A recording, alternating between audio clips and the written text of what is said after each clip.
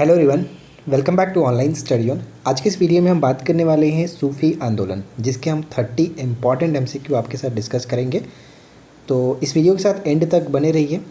इससे पहले मैंने आपको बहुत सारे टॉपिक्स कवर कराए हैं, अगर आपने उसको नहीं देखा है तो ज़रूर चेकआउट कर लीजिएगा। सबसे पहले मैं रिकमेंड करूँगा कि आप इन दोनों क्वेश्चन का राइट आंसर नीचे कमेंट करिए। तो चलिए फिर इस वीडियो को शुरू करते हैं। देखिए, फर्स्ट क्वेश्चन ये है कि ईश्वर की एकता का सिद्धांत का प्रतिपादन किसने किया था। ईश्वर की एकता का सिद्धांत का प्रतिपादन किसने किया था? तो यहाँ पे सही आंसर हो जाएगा ऑप्शन सी, इब्नुल अरबी ने। इब्नुल अरबी ने किया था। यहाँ पे हम सही आंसर ऑप्शन सी को टिक करेंगे। यहाँ पे जो भी क्वेश्चन आपको बताए जाएंगे वो किसी न किसी एग्जाम्स में पूछे गए और कुछ क्वेश्चंस बहुत ज़्यादा इंपॉर्टेंट है और बहुत बार रिपीट भी हुए हैं। तो इन सभी क्वेश्चंस को अच्छे से याद रखिएगा। जो नहीं याद है उसको अलग नोट डाउन जरूर करके रखिए, ताकि लास्ट टाइम पे आप रिविजन्स कर सको। आईने अकबरी में अबुल फजल ने कितने सूफी सिलसिलों का उल्लेख किया? आईने अकबरी में अबुल फजल ने कितने सूफी सिलसिलों का उल्लेख किया? तो यहाँ से एक प्रश्न ये पूछा जाएगा कि आईने अकबरी के लेखक कौन है? अबुल फजल। ये ध्यान रखिएगा, इन्होंने 14 सिलसिले के बारे में बताया। यहाँ पे सही आंसर सी होगा। क्वेश्चन नंबर 3 देखिए, सूफी आंदोलन के संबंध में मुरीद किसे कहा जाता था? सूफी आंदोलन के संबंध में मुरीद किसे कहते थे? तो यहाँ पे हमारा सही आंसर बनेगा, जो लोग सूफी संतों से शिष्यता ग्रहण करते थे उनको कहते थे मुरीद। तो यहाँ पे हमारा सही आंसर सी बनेगा। चलिए, क्वेश्चन नंबर 4 है, ऐसा माना जाता है कि भारत में कौन सी सिलसिले का काफ़ी गहरा प्रभाव था? ऐसा माना जाता है कि भारत में कौन सी सिलसिले का काफ़ी गहरा प्रभाव था? तो चिश्ती और सुहरावर्दी दोनों का सही था। यहाँ पे करेक्ट आंसर ऑप्शन डी हो जाएगा। उपरोक्त दोनों ऑप्शन डी को टिक करेंगे। चिश्ती का भी था और सुहरावर्दी का भी था। क्वेश्चन नंबर 5 है कि दारा सिकों ने किस सूफी सिलसिले को अपनाया था? ये प्रश्न इतना बार पूछा गया कि क्या ही बताऊं। दारा सिकों ने किस सूफी सिलसिले को अपनाया था? तो यहाँ पे हमारा करेक्ट आंसर बनेगा ऑप्शन ए, दारा सिकों ने कादरी सिलसिले को अपनाया था। Option A will be correct answer. देखिए, अब अगर बात कहा जाए कि कादरी जो सिलसिला, इसकी स्थापना किसने किया था, तो मैं आपको आगे बताऊंगा। सब कुछ क्लियर हो जाएगा, बस वीडियो के साथ एंड तक बने रहिए। वीडियो अगर आपको अच्छा लगे, क्वेश्चन अच्छे लगे, तो प्लीज़ वीडियो को लाइक एंड शेयर जरूर करिएगा। और अगर आपको जानना है कि नेक्स्ट टॉपिक क्या रहता है, तो आपको टेस्ट, जो हमारा ऑनलाइन टेस्ट चल रहा है व्हाट्सएप पे, जिसमें ऑनलाइन आपको प्रोवाइड करा जाता है, गूगल फॉर्म के थ्रू टेस्ट होता है, तो उसमें एक दिन पहले आपको टॉपिक बताया जाता है कि कल क्या टॉपिक आपको पढ़ के आना, उसी से टेस्ट होता है। और उसी टॉपिक से हम यहाँ पे आपको टेस्ट भी प्रोवाइड करा रहे हैं, जो ही काफ़ी इंपॉर्टेंट टॉपिक रहता है वो। तो अगर आपको जानना है कि क्या टॉपिक पढ़ना है, तो आप ग्रुप को ज्वाइन कर सकते हैं। चिश्ती सिलसिले के संबंध में निम्नलिखित कथनों पर विचार करिए। चिश्ती सिलसिले के संबंध में निम्नलिखित कथनों पर विचार करिए और बताइए कि कौन सा कथन सही है। पहला पॉइंट कि भारत में चिश्ती सिलसिला का मुख्य जो केंद्र था वो अजमेर था। क्या ये सही है? बिल्कुल सही है, कोई दिक्कत नहीं, बिल्कुल सही है। ख्वाजा मोइनुद्दीन चिश्ती ने भारत में चिश्ती सिलसिले की शुरुआत की थी। तो ये प्रश्न हमेशा पूछा जाता है कि चिश्ती सिलसिले की शुरुआत किसने की थी? तो मोइनुद्दीन चिश्ती ने किया था। मोइनुद्दीन चिश्ती ने, जो कि अजमेर में निवास करते थे, और इन्हें हम लोग गरीब नवाज के नाम से भी जानते थे। तो यहाँ पे हम करेक्ट आंसर सी को टिक करेंगे। दोनों के दोनों पॉइंट्स बिल्कुल सही है। मुरीद का अर्थ क्या होता है? तो ध्यान रखिएगा, मुरीद का अर्थ अगर हम बात करें तो मुरीद का अर्थ शिष्य होगा। शिष्य, ऑप्शन डी बिल्कुल सही आंसर होगा। मुरीद का अर्थ शिष्य होता है। निज़ामुद्दीन औलिया के गुरु कौन थे? निज़ामुद्दीन औलिया के गुरु कौन थे? निज़ामुद्दीन औलिया के जो गुरु हैं वो बाबा फरीद होंगे। यहाँ पे सही आंसर ऑप्शन सी। ध्यान रखिएगा, बाबा फरीद के दो महत्वपूर्ण शिष्य थे, निज़ामुद्दीन औलिया और अलाउद्दीन साबिर। और बाबा फरीद बख्तियार काकी के शिष्य थे। तो ये भी याद रखिएगा, बाबा फरीद बख्तियार काकी के शिष्य थे, और बाबा फरीद के दो शिष्य थे, निज़ामुद्दीन औलिया और अलाउद्दीन साबिर। और भी महत्वपूर्ण शिष्य थे, लेकिन ये दो काफ़ी फेमस हैं, इनको याद रखिएगा। चलिए, इसके बाद हम आगे बढ़ते हैं। देखिए, अगला प्रश्न ये कह रहा है कि प्रसिद्ध सूफी सलीम चिश्ती जो है वो कहाँ रहते थे? यहाँ पे मोइनुद्दीन चिश्ती की बात नहीं कहा जा रहा है, यहाँ पे सलीम चिश्ती की बात की जा रही है। सलीम चिश्ती का संबंध हो जाता है फतेहपुर सीकरी से, ठीक है। और अगर आपसे पूछा था कि मोइनुद्दीन चिश्ती, जो कि ख्वाजा मोइनुद्दीन चिश्ती चिश्ती सिलसिले के संस्थापक थे, तो इनका दरगाह निम्नलिखित में से किस स्थान पर है? तो ऊपर मैंने आपको बताया था कि वो अजमेर में मतलब निवास करते थे, तो सही आंसर यहाँ पे अजमेर होगा। ध्यान रखिएगा, सलीम कहा जाए, सलीम तो फतेहपुर सीकरी, और ख्वाजा मोइनुद्दीन चिश्ती कहा जाए तो वो अजमेर होंगे। और इन्हें हम गरीब नवाज के नाम से भी जानते हैं, और इनकी जो दरगाह है वो अजमेर में स्थित है, ठीक है। अगला प्रश्न देखिए, नेक्स्ट क्वेश्चन है कि अमीर खुसरो एक शाही कवि थे और निम्नलिखित में से किस सूफी संत के शिष्य थे? किस सूफी संत के शिष्य थे? अमीर खुसरो जो शिष्य थे वो निज़ामुद्दीन औलिया के शिष्य थे। और निज़ामुद्दीन औलिया किसके शिष्य थे? ऊपर हमने देखा था ये बाबा फरीद के शिष्य थे। और बाबा फरीद किसके शिष्य थे? तो बख्तियार काकी जो है उनके शिष्य थे। चलिए इसके बाद अगला प्रश्न है, अगला प्रश्न नहीं कुछ पॉइंट्स है उसको भी देख लेते हैं। और देखिए यहाँ पे उन्हें हज़रत निज़ामुद्दीन और महबूब ए इलाही ईश्वर का प्रिय के रूप में भी जाना जाता है। और उनका मकबरा नई दिल्ली में स्थित है। और निज़ामुद्दीन औलिया का जो जन्म हुआ था, यानी ये जो बात किसे कहा जा रहा है, निज़ामुद्दीन औलिया के बारे में कहा जा रहा है, इनका जन्म 1238 ईस्वी में बदायूं उत्तर प्रदेश में हुआ था। तो ये तीनों पॉइंट्स याद रखिएगा। महबूब इलाही किसको कहते थे? निज़ामुद्दीन औलिया को ही कहते थे, अमीर खुसरो के ये जो कि गुरु थे। सूफ़ी अनुयायियों को क्या कहा जाता था? सूफ़ी अनुयायियों को क्या कहते थे? यानी कि जो सूफ़ी संत के जो शिष्य होते थे उनको हम लोग मुरीद के नाम से जानते थे, मुरीद। और जो पीर हुआ करते थे वो गुरु होते थे, पीर गुरु होते थे। तो यहाँ पे फिलहाल सही आंसर हमारा ऑप्शन ए हो जाएगा। ठीक है, अमीर खुसरो का वास्तविक नाम क्या था? अमीर खुसरो का वास्तविक नाम क्या था? तो मोहम्मद हसन याद रखिए, इतना ही काम चल जाएगा आपका। अमीर खुसरो का वास्तविक नाम मोहम्मद हसन। इनके संबंध में कुछ पॉइंट्स हैं जैसे कि हम यहाँ पे देख सकते हैं। प्रसिद्ध सूफी संत हज़रत निज़ामुद्दीन औलिया अमीर खुसरो के आध्यात्मिक गुरु थे। वह एक महान संगीतकार, विद्वान और कवि भी थे। ये कौन थे? यानी कि अमीर खुसरो। ठीक है, एक संगीतकार भी थे, विद्वान भी थे, काफ़ी फेमस कवि भी थे। अमीर खुसरो को खड़ी बोली, हिंदी और उर्दू का पहला कवि माना जाता है।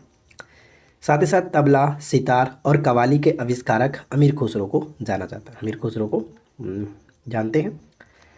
और इनकी जो प्रमुख रचनाएं हैं, किरण उस सदन, मिफ्ता उल फतू, खजाइन उल फतू, आसिका और तुगलकनामा उनकी प्रमुख पुस्तकें।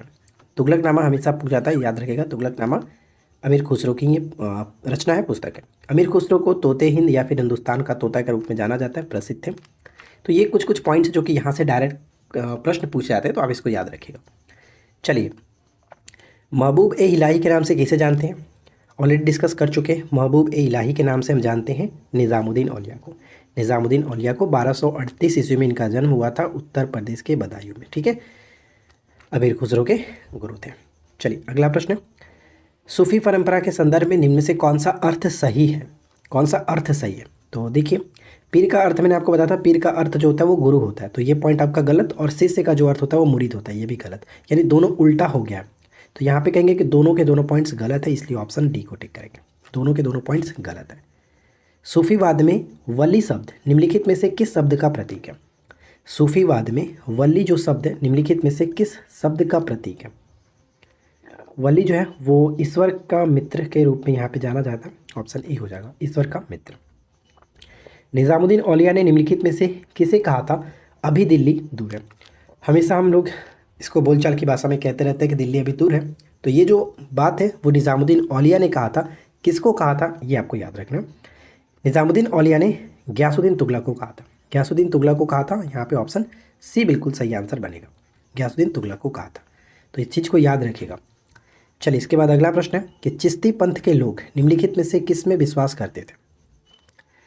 तो ध्यान रखना है, चिश्ती पंथ के लोग जो थे वो किस में विश्वास करते थे? संगीत में भी करते थे, योग में भी करते थे और अद्वैतवाद के सिद्धांत में भी करते थे।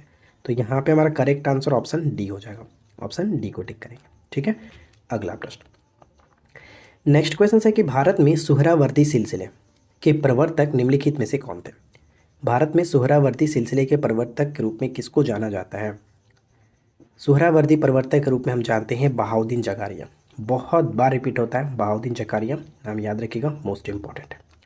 ठीक है, अब देखिए मैं आपको बता दूं कि हमारे एप्लीकेशंस पे जो भी कोर्सेज हैं उस पर बहुत अच्छा डिस्काउंट चलने वाला है। मतलब आज रात 12 बजे के बाद आपका डिस्काउंट स्टार्ट हो जाएगा, मतलब होली स्पेशल ऑफर स्टार्ट हो रहा है। तो जो लोग अभी तक एप्लीकेशन डाउनलोड नहीं किए तो एप्लीकेशन को डाउनलोड कर लीजिए, क्योंकि रात 12 बजे से सेल स्टार्ट होने वाला है। जिसको जो भी कोर्स डाउनलोड मतलब कि ज्वाइन करना हो, आप बहुत ही कम कीमत पर ज्वाइन कर सकते हैं। तो बिल्कुल भी देर मत करिएगा, जल्दी से अपने मनपसंद की कोर्स को ज्वाइन कर लीजिएगा और उसके बाद अपना प्रिपरेशन स्टार्ट करेंगे। चलिए इसके बाद अगला प्रश्न है कि जिस सूफी संत ने कहा कि भक्ति संगीत ईश्वर के करीब आने का एक तरीका था, यानी जिस सूफी संत ने ये बात कही थी कि भक्ति संगीत जो है वो ईश्वर के करीब आने का एक तरीका है, ये बात कही गई थी मोइनुद्दीन चिश्ती के द्वारा, ख्वाजा मोइनुद्दीन चिश्ती। जिनका हम लोग दरगाह जानते हैं कि अजमेर में था, और इन्हें हम लोग गरीब नवाज के नाम से भी जानते थे, ये याद रखेंगे। निम्नलिखित में से किस सूफी संत के विचारों को सिखों ने धार्मिक ग्रंथ आदि ग्रंथ में समाविष्ट किया गया?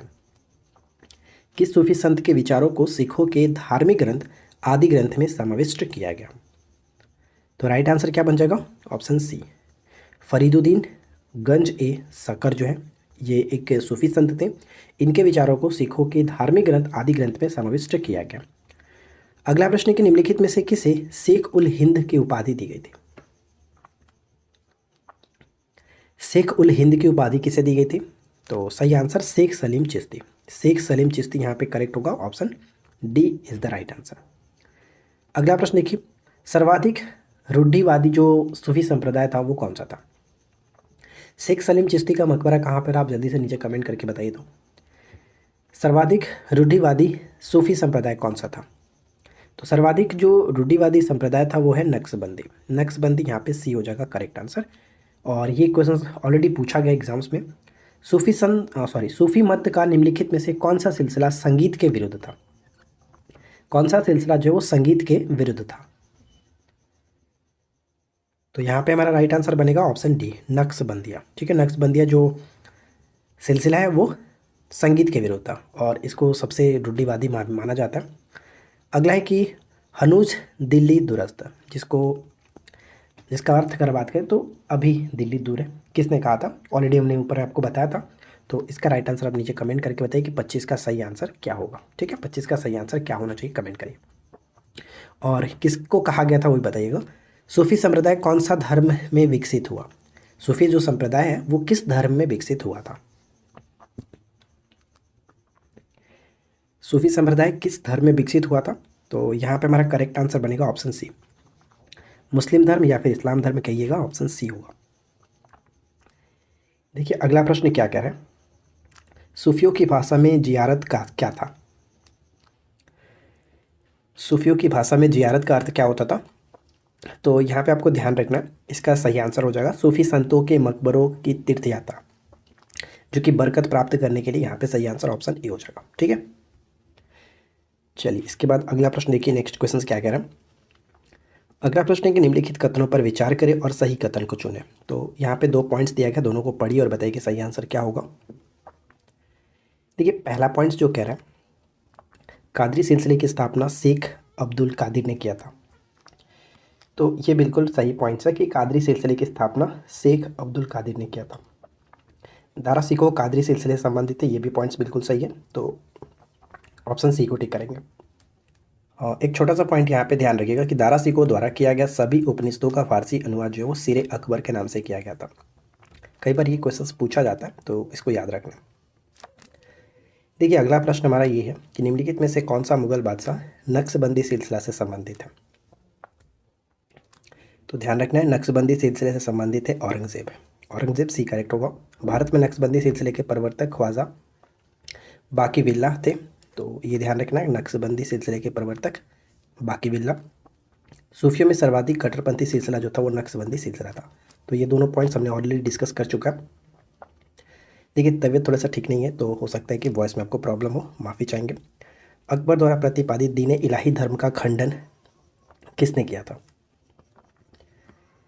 दीन इलाही धर्म का खंडन किसने किया था? तो ऑप्शन बी को टिक करेंगे, शेख अहमद सरहिंदी। तो यहाँ पे ऑप्शन बी को टिक करके आगे बढ़ सकते हैं। देखिए आज के इस वीडियो का आखिरी क्वेश्चन है, निम्नलिखित सिलसिला और उनके संस्थापक के संदर्भ में कौन सा मिलान सही है? तो चारों मिलान यहाँ पे किया गया, चिश्ती सिलसिला, ख्वाजा मोइनुद्दीन चिश्ती, सोहरावर्दी, बहाउद्दीन चकारिया, फिरदौसी, शेख बहाउद्दीन। और फिरदौसी जो था वो बिहार में प्रचलित था, इसको याद रखिएगा, बिहार में फेमस था। नक्शबंदी और बाकी बिल्ला यहाँ पे हमने देखा था। तो चारों के चारों विचार बिल्कुल सही है, इसलिए ऑप्शन डी को टिक करेंगे। ज़्यादा कुछ नहीं कहूँगा, वीडियो अगर आपको अच्छा लगा तो वीडियो लाइक कर दीजिएगा, चैनल पे पहली बार है सब्सक्राइब कर लीजिएगा। मिलते हैं नेक्स्ट क्लास में। Thanks for watching, keep learning, have a good day.